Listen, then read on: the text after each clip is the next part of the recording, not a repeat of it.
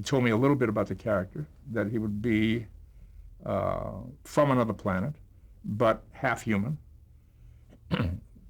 Interesting. And there would be a makeup involved. He wasn't exactly clear about exactly what the makeup would be, but his first thoughts were pointed ears, which would constantly tell you that this character was from another planet, and he had in mind red skin. I'm a character actor. Send me to the makeup department, or I'll come back with something.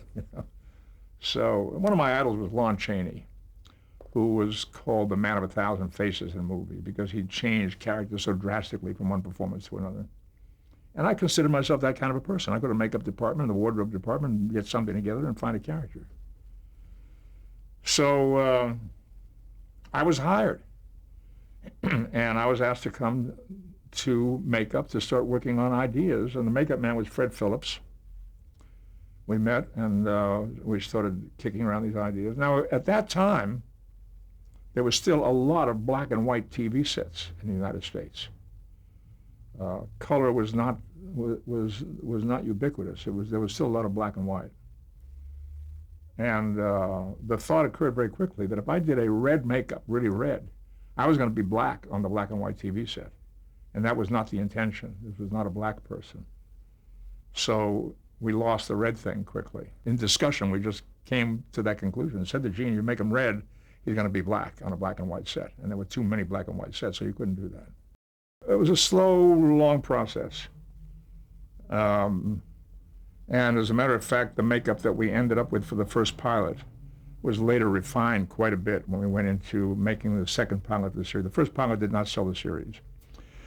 It was very highly produced, very intelligent pilot, but the feeling was that it was, the word came back, too cerebral, was what they said. In the meantime, I went through a very tough process.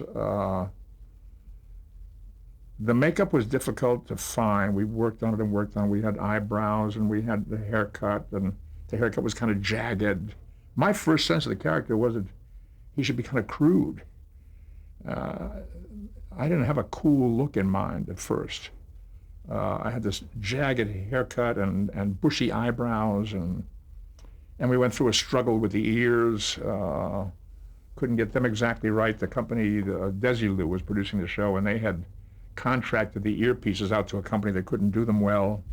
Freddie Phillips, who was doing the makeup, said, we've got to get somebody else. They said, no, we've already paid them, it's contracted, make them do it. Well, they never did get it right, and Freddie had to force Desilu to pay some additional money to get me the proper ears. Otherwise, it would have been a disaster. The ears just looked grotesque and funny.